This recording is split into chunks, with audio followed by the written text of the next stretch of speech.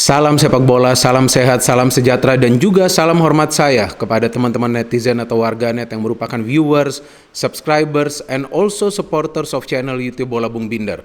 Welcome back ke konten terbaru dari channel YouTube Triple B. Dan di konten terbaru hari ini teman-teman, sudah jelas dan pasti saya ingin membahas hasil akhir dari salah satu pertandingan La Liga, yaitu antara Cadiz versus Barcelona yang berakhir dengan skor imbang 0-0. Barcelona untuk saat ini berada di luar top 4 zone di klasmen sementara La Liga. Dan Barcelona hanya mampu mencetak 8 gol sejauh ini di awal musim dari 5 pertandingan awal mereka.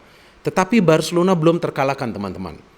Yang menjadi persoalan justru adalah dalam 3 pertandingan terakhir, berikut pertandingan Liga Champions, Barcelona belum bisa meraih kemenangan dan hanya bisa mencetak 1 gol lawan Granada.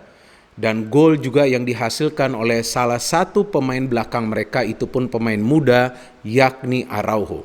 Jadi memang muncul sebuah pertanyaan besar, ke arah mana ini Barcelona musim ini? Apakah Barcelona akan hanya bersaing di papan tengah? Akankah Barcelona bersaing di papan atas? Akankah Barcelona bersaing untuk menjadi juara di papan atas? Untuk sementara ini kita tentu belum bisa menjawab pertanyaan tersebut karena masih awal musim. Dan jika kita bandingkan performance Barcelona di awal musim ini dengan di awal musim lalu, sebetulnya tidak jauh beda. Karena dari 5 pertandingan awal musim lalu, Barcelona justru kalah 2 kali. Lawan Getafe dan juga lawan Real Madrid. Secara produktivitas, mereka hanya unggul 1 gol dari 5 pertandingan awal musim lalu. Di awal musim ini, Barcelona justru belum terkalahkan.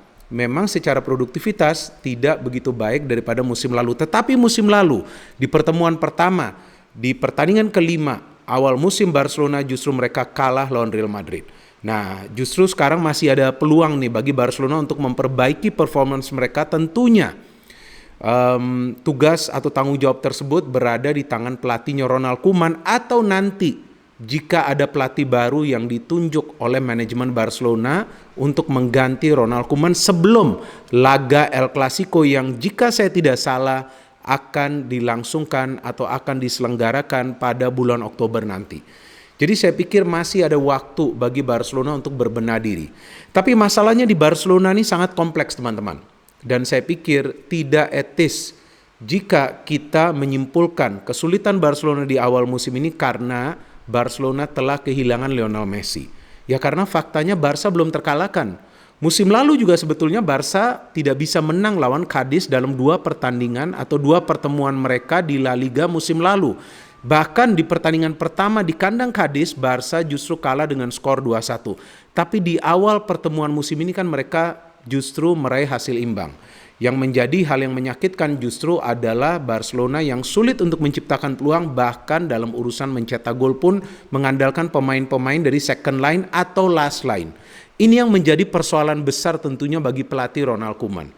Walaupun Ronald Koeman sendiri belum ingin menerima kekalahan sebagai faktanya bahwa dia sulit untuk merubah performance Barcelona, tetapi saya pikir sudah waktunya bagi Koeman untuk mempertimbangkan mengundurkan diri dari Barcelona. Karena memang faktanya kita belum bisa melihat Koeman ini merubah permainan Barcelona dengan begitu banyak materi pemain muda yang berkualitas. Nah ini yang menjadi sebuah persoalan tentunya bagi Barcelona. Kenapa saya mengatakan materi pemain yang berkualitas? Karena jika teman-teman perhatikan bahwa di line up Barcelona itu Koeman selalu menurunkan pemain-pemain muda, pemain-pemain yang sedang diorbitkan oleh manajemen Barcelona. Bahkan jika kita perhatikan line up dari kedua tim antara Cadiz versus Barcelona yang berakhir imbang 1-1 tersebut ya teman-teman ya, kita bisa perhatikan dari starting line up usia rata-rata dari para pemain Barcelona dari 11 pemain yang turun sebagai starter adalah 25 tahun 6 bulan. Beda dibandingkan dengan Cadiz di mana usia rata-rata starter para pemain Cadiz itu adalah 27 tahun 6 bulan. Artinya memang Barca mengandalkan banyak pemain muda. Banyak pemain muda ini perlu dipoles oleh pelatih yang berkualitas, pelatih yang bisa memahami potensi dari pemain tersebut. Dan tidak banyak pelatih-pelatih tersebut. Bahkan menurut saya Zinedine Zidane pun belum bisa mengangkat performa para pemain muda di Real Madrid saat dia menjadi pelatih Real Madrid. Yang bisa melakukan itu adalah pelatih-pelatih seperti Pep Guardiola, seperti Jurgen Klopp, seperti Thomas Tuchel, dan tentu ada banyak pelatih lainnya. Jadi memang ini yang menjadi persoalan bagi Ronald Koeman, bahwa dengan begitu banyak materi pemain berkualitas yang masih muda, justru Koeman belum bisa merubah performance dari Barcelona. Ada Yusuf Demir, ada Gavi, ada Dest, ada Araujo, ada Mingueza, ya, tapi kita belum melihat para pemain ini bisa menyatu secara permainan. Jadi di line up lawan Cadiz, kali ini Ronald Koeman menurunkan pemain-pemain yang punya naluri menyerang. Contohnya, dia menurunkan Depay, Luuk de Jong, dan juga Yusuf Demir di depan. 3 pemain ini kita tahu punya kualitas atau kemampuan untuk mencetak gol sama bagusnya. Di tengah ada Gavi, ada Busquets, kemudian ada de Jong. Yang saya bingung kenapa de Jong ini sekarang lebih sering diturunkan sebagai pemain yang beroperasi dari salah satu sektor sayap. Lawan Granada dia bermain di sebelah kiri, kemudian sekarang lawan Cadiz dia bermain di sebelah kanan. Padahal kita tahu de Jong adalah holding midfielder. Mungkin karena Koeman masih ingin mempertahankan Sergio Busquets yang merupakan salah satu pemain senior di skuad Barcelona. Padahal permainannya kita tahu sudah jauh menurun dan justru dia menjadi pemain yang memperlamban tempo permainan dari Barcelona. Ada Gavi juga tadi ya, Gavi not bad tapi dia pemain yang masih sangat muda. Dest, saya pikir ini adalah salah satu kelemahan dari Barcelona. Sebelumnya dia lebih sering bermain di kanan dan di match ini dia diturunkan di sebelah kiri, sama juga cukup sulit untuk mengantisipasi serangan-serangan dari para pemain Cadiz. Mingueza di kanan karena Mingueza memang bisa bermain di kanan atau juga di tengah. Pique salah satu pemain senior main di posisi center back seperti biasa. Araujo dan juga Marc-Andre ter Stegen dari Cadiz. Memang kita tidak terlalu familiar dengan para pemainnya, tapi tentu kita akan ingat adanya Alvaro Negredo ya, pemain senior yang juga pernah bermain di beberapa klub lainnya di Spanyol dan juga tentunya di Inggris.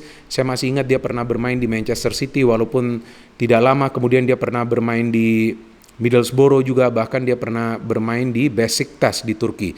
Jadi memang Cadiz mengandalkan Negredo dalam urusan mencetak gol. Secara permainan, saya melihat bahwa para pemain Barcelona ini pintar untuk mendominasi permainan dengan mengandalkan ball possession.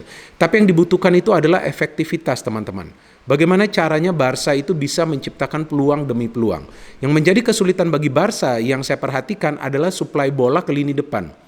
Justru terlalu mengandalkan Depay itu juga mengurangi peran Depay dalam urusan mencetak gol. Kita tahu Depay telah mencetak 2 gol. Dan saya pikir Depay ini dibeli dalam urusan mencetak gol, bukan dalam urusan membangun serangan. Jika Depay diberikan kebebasan untuk hanya fokus dalam urusan mencetak gol, saya pikir Barca bisa lebih banyak mencetak gol lagi. Masa Depay yang sudah lebih banyak tampil daripada Asensio baru mencetak 2 gol. Asensio baru sekali loh menjadi starter, dia bisa langsung mencetak hat-trick kan. Nah, itulah perbedaannya. Jadi pemain yang memang punya kualitas dalam urusan finishing, dia harus lebih sering ditampilkan di depan dalam urusan membobol gawang dari tim lawan. Memang Depay adalah pemain yang rajin, tapi sekarang Barcelona perlu goal scorer. Kenapa? Barca telah kehilangan Messi dan juga Griezmann. Musim lalu Messi dan Griezmann adalah 2 top scorer bagi Barcelona di La Liga. Bahkan 2 pemain tersebut juga yang banyak memberikan assist. Jadi memang Depay ini harus lebih fokus dalam urusan mencetak gol, sama juga dengan Luuk de Jong. Demir mungkin akan lebih sering mengotak-ngatik dengan bola dan memberikan passing. Masalahnya kan sekarang kan adalah di tengah. Tidak ada pemain kreatif yang bisa muncul dari second line. Memang Barca kehilangan Pedri ya, dan juga jangan lupa Brad White. Tapi saya pikir jika Brad White pun hadir, belum tentu Barca bisa menciptakan banyak peluang. Jangan lupa loh, ada rekor yang unik yang dicapai oleh Ronald Koeman sebagai pelatih Barcelona, bahwa saat Koeman melatih Barcelona hingga hari ini, Barcelona untuk pertama kalinya dalam sejarah klub mereka tidak bisa menghasilkan peluang yang berbahaya ke gawang tim lawan dalam sebuah pertandingan Champions League, yakni pada saat mereka kalah lawan Bayern Munich dalam pertandingan Liga Champions. Jadi yang menjadi persoalan adalah creating big chances. Itu juga yang terjadi di pertandingan ini. Depay yang hanya mendapatkan 2 peluang mencetak gol, dan ada juga satu lagi peluang dia yang dia miss kick. Padahal dia sudah mendapatkan umpan yang bagus dari Luuk de Jong. Nah, jadi saya pikir masalah kepercayaan diri dari para pemain Barcelona pun terlihat jelas setelah mereka kalah telak lawan Bayern Munich. So, the problem for Koeman tidak hanya dari urusan teknis tapi juga non-teknis, dan juga kita tahu sepertinya hubungan antara para pemain, beberapa pemain Barcelona dengan Koeman ini tidak begitu baik, sehingga memang kita belum melihat para pemain Barcelona itu fight, tampil habis-habisan di atas lapangan. Dan saya pikir ya tinggal menunggu waktu saja kalau caranya seperti ini bagi Koeman untuk digantikan dengan pelatih lain. Memang kabarnya bahwa akan segera ada pelatih baru bagi Barcelona dan Koeman akan tetap dipertahankan sampai Barca mendapatkan pelatih baru. Tapi lagi-lagi saya ingin menjelaskan bahwa permainan Barca lawan Cadiz sama buruknya seperti pada saat mereka lawan Granada, crossing, tapi tidak efektif. Bahkan lawan Granada jika saya tidak salah tuh ada 54 kali crossing yang dilepaskan oleh para pemain Barcelona, tapi mereka hanya bisa mencetak 1 gol. Itu pun dari pemain belakang. Dan di match ini beruntung Ter Stegen melakukan save yang bagus dari Negredo untuk mencegah Cadiz mencetak gol. Jadi saya pikir bahwa problem Barcelona itu di mana mereka tidak bisa mencetak gol adalah karena minimnya kreativitas. Tidak ada pemain dari tengah yang bisa build up serangan yang rapi, yang bisa juga menjadi pembeda seperti dulu ya pada saat Barca punya Lionel Messi.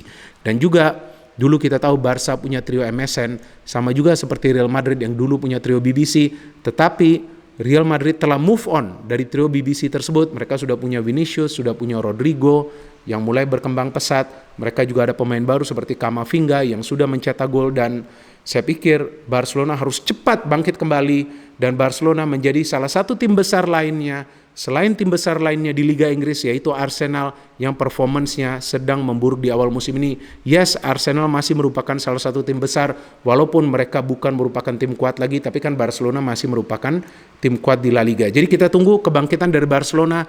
Sebagai Madridista, tentu saya ingin Barcelona bangkit dan memberikan persaingan sengit, memberikan tekanan kepada Real Madrid pun, agar La Liga semakin seru lagi untuk kita saksikan semua.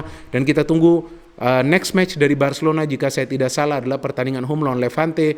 Tentu kita harapkan bahwa Barca akan bisa bermain lebih kreatif lagi, create that big chances, agar mereka bisa lebih banyak menciptakan peluang emas. Dan tentunya finishing yang diperlukan agar mereka bisa mencetak gol. Memang cukup banyak pemain-pemain Barca juga yang cedera, tapi itu seharusnya tidak menjadi alasan bagi Koeman, karena seorang pelatih perlu mengandalkan sumber daya pemain semua yang dia punya dalam tim tersebut. Dan seperti yang kita ketahui bahwa klub itu tidak boleh mengandalkan hanya 1 atau 2 pemain, tetapi mengandalkan semua pemain yang mereka miliki di dalam skuad mereka.